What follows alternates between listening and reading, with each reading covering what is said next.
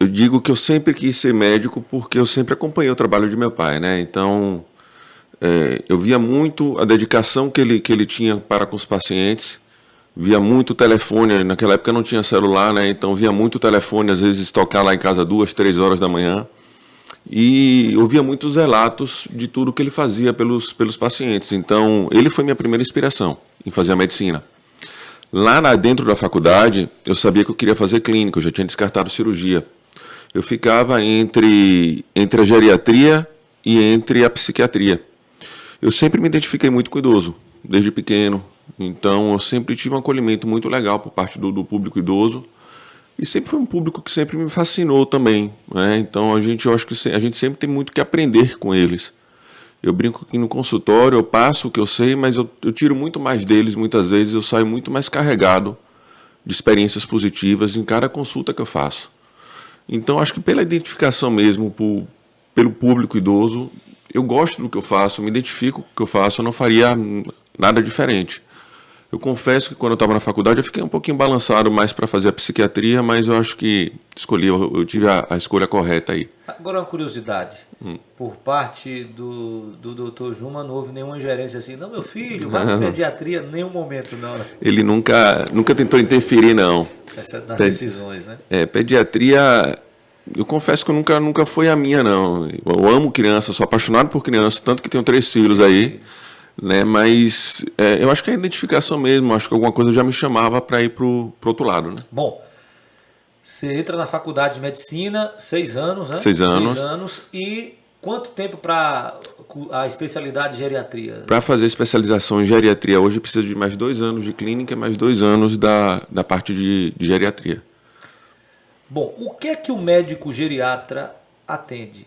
De onde é que vem esse termo geriatria, doutor? A geriatria é um ramo da medicina, Geida, que se dedica ao estudo, à prevenção, ao tratamento de todos os problemas relacionados à população idosa, né? Então é um campo vasto.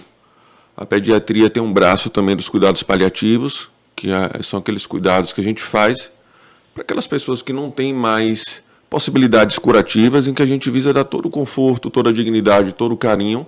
É um dos braços da geriatria, mas sem fazer prolongamentos fúteis que traga sofrimento para o paciente, né?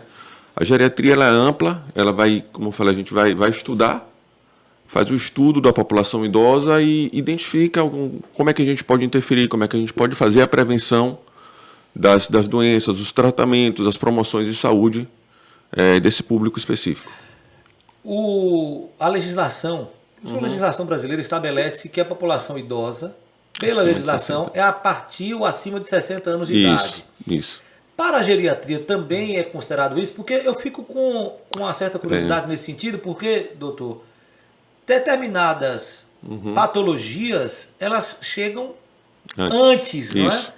E o médico geriatra, muitas vezes, vai começar um tratamento já com a situação já agravada daquela patologia. É também nos 60 anos que começa o atendimento para o paciente no geriatra? Não, na realidade não, né?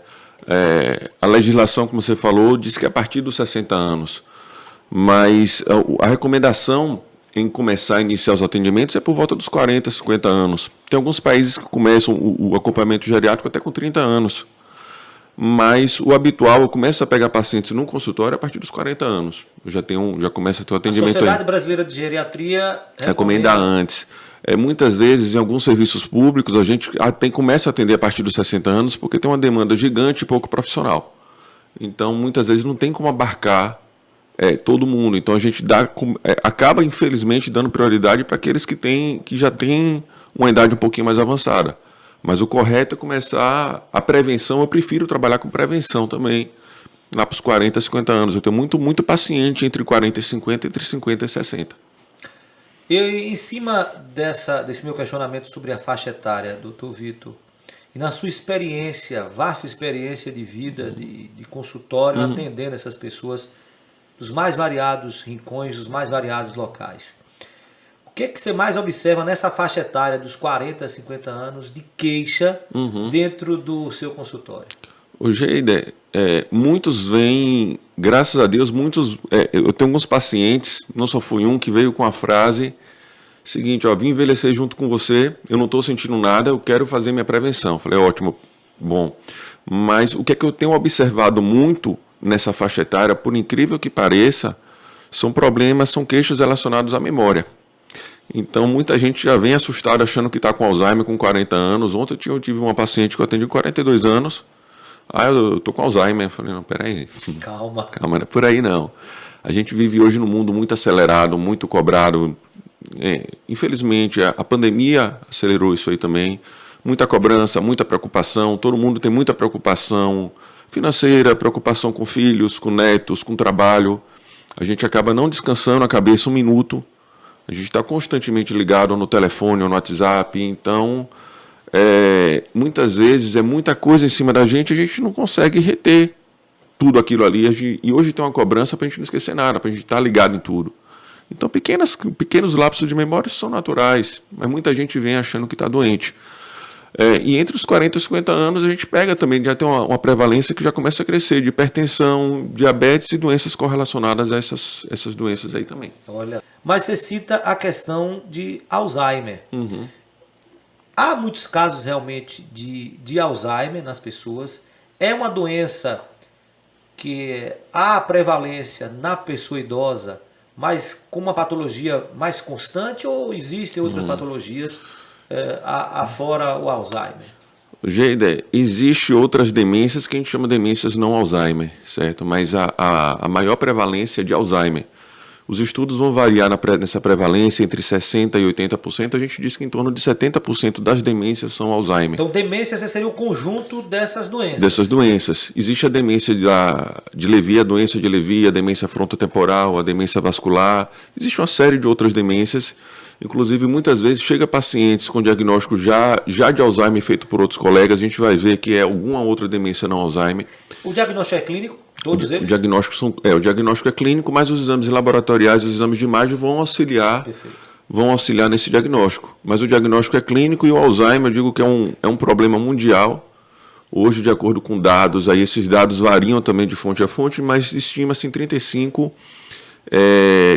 milhões de pessoas com Alzheimer, que esse número deve dobrar daqui para 2050, 2060, dobrar em 2050, triplicar mais 20 anos depois. Aqui no Brasil estima-se em torno de 1.200.000 pacientes com Alzheimer, mas tem muita gente subdiagnosticada também. Chega muita gente no consultório e muitas vezes os familiares não aceitam muito, porque acham que é tudo típico da idade. Não, doutor, isso é da idade, isso daí é um pouco de preconceito, isso é uma caduquice. E muitos, a gente sabe também que muitos caducos do passado tinham doença de Alzheimer, né? Só que associava-se isso à idade. Sempre que eu cito essas fontes aqui, essas prevalências, varia de estudo para estudo, mas tem estudos que falam que 40% da população acima de 85 anos tem Alzheimer. Então, e vai aumentando com a idade, né? Vai dobrando a cada 5, 10 anos esse número. Então, agora, a gente tem que deixar claro que o envelhecimento não é sinônimo de doença, né? Eu tenho idosos de 95, 97 anos que são independentes, que vão no banco, que vão na farmácia, que vão no mercado, que são extremamente lúcidos. E, infelizmente, eu tenho pacientes de 60 que olham para o lado e não sabem se localizar, né? Mas eu gostaria que o Dr. Vitor pudesse falar quais são as diferenças bem subjetivas, ou melhor, bem objetivas, na verdade, dessas demências, porque as pessoas já chegam com o diagnóstico de Alzheimer porque acha que o esquecimento já se refere a Alzheimer, que é uma das consequências, né? Mas não é a única. Não. Quais são os diagnósticos que são feitos para classificar cada uma dessas doenças, dessas demências, doutor? O Geide, como eu te falei, existe, por exemplo, eu vou citar alguns tipos de demência aqui. Existem alguns tipos de síndromes que vão levar à perda da memória, inclusive que são reversíveis, tá? Que a gente consegue reverter. Sempre que a gente inicia uma triagem para investigar a demência, a gente começa a fazer os exames laboratoriais e o de imagem também para afastar outras causas. Por exemplo, alterações na função da tireoide pode provocar déficit de memória. Hipovitaminoses, como a deficiência de ácido fólico e vitamina B12, pode levar à diminuição da memória. E tudo isso a gente consegue, na maioria das vezes, reverter. Mas existe, infelizmente, aquelas demências não reversíveis, como o Alzheimer, que eu já citei aqui, a demência por corpúsculos de Lewy ou demência de Lewy. A demência de Lewy tem sinais parecidos com o do Alzheimer, porque vai ter a perda da memória, mas há outros comemorativos também, como, por exemplo, na doença de Lewy, o paciente passa a ter muita alucinação. Passa a ver pessoas, a ver bichos, a ter muitas vezes um discurso delirante. E no Lewy começa a ter sintomas parkinsonianos também. Muitas vezes tremores, rigidez, tendência à queda. Tá? A demência frontotemporal é uma demência que vai ter uma atrofia, como já diz o nome, muito maior dos lobos frontais e temporais. Costuma se apresentar até um pouco antes que a doença de Alzheimer, até antes dos 60 anos. E o que vai caracterizar muito a demência frontotemporal, principalmente as alterações comportamentais. Vai ter uma deficiência de memória, mas não chama tanta atenção quanto no Alzheimer. O que vai chamar muito mais atenção são alterações do comportamento. Tem as demências vasculares, relacionadas ao próprio envelhecimento da circulação cerebral, então AVC, né, que a gente pega muito isso daí. Existem outras causas que vão apresentar como que a gente vai perceber a deficiência de memória, como muitas vezes a gente pega uma hidrocefalia de pressão normal, que é o acúmulo de líquido na cabeça, o acúmulo do que a gente chama do líquor no parênquima cerebral, comprimindo esse cérebro e provocando um déficit de memória. Então, quando a gente parte para investigar demências, é uma investigação bem detalhada. A gente já não pode... O paciente chega com deficiência de memória, já não sai com diagnóstico de Alzheimer, a gente começa a investigação.